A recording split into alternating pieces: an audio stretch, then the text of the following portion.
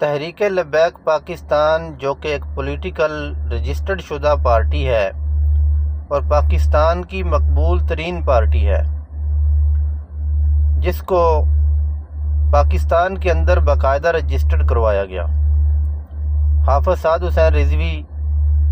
ابن خادم حسین رضوی، آپ حق کی آواز کے لیے جب بھی کوئی مسلمان بھائیوں کے اوپر ظلم کرنے کی بات کرتا ہے تو آپ سامنے کھڑے ہو جاتے ہیں، اور جب بھی کبھی دنیا میں کہیں بھی مسلمانوں کے اوپر کوئی ہاتھ اٹھاتا ہے تو آپ اس ہاتھ کو روکنے کی کوشش کرتے ہیں، اور جب بھی کوئی حرمت رسول صلی اللہ علیہ وآلہ وسلم پر بات آتی ہے تو آپ سٹینڈ لیتے ہیں، اور ہماری پارٹی کا یہی منشور ہے۔ اور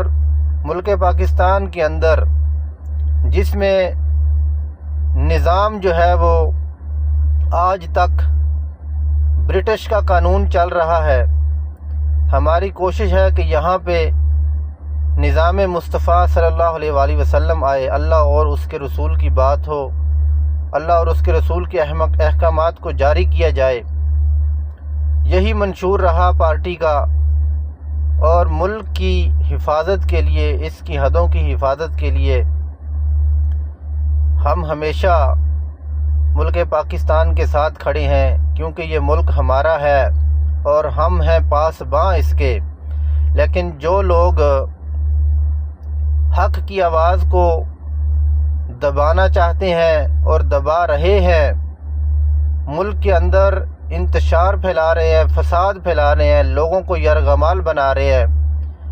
اتنی بڑی پارٹی کے اتنے بڑے عہدے والے بندے کو،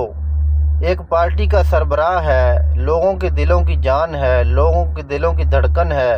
لوگ اس سے محبت کرتے ہیں کیونکہ وہ حق کی آواز بلند کرتا ہے، وہ ہر اس شخص کے ساتھ کھڑا ہے جو مظلوم ہے۔ تو تم لوگوں کو بھائی کیا تکلیف ہے؟ اتنا بڑا ظلم کر کے تم لوگوں نے 13 اکتوبر کی رات کو ان کو یرغمال بنا کر سارے لوگوں کو ہی اٹھا لیا، ساتھ میں حافظ سعد حسین رضوی کو بھی اٹھا لیا، ساتھ جتنے بھی قائدین تھے، جتنے بھی اس مرکزی کنٹینر کے اوپر لوگ موجود تھے، سب کو تم لوگوں نے یرغمال بنا کر اٹھایا، اور اس کے بعد آج تک پتہ نہیں چلا کہ کہاں رکھا ہے۔ اگر تم لوگ سچے ہو، احسان علی عارف کی رپورٹ کے مطابق آپ بتا رہے تھے کہ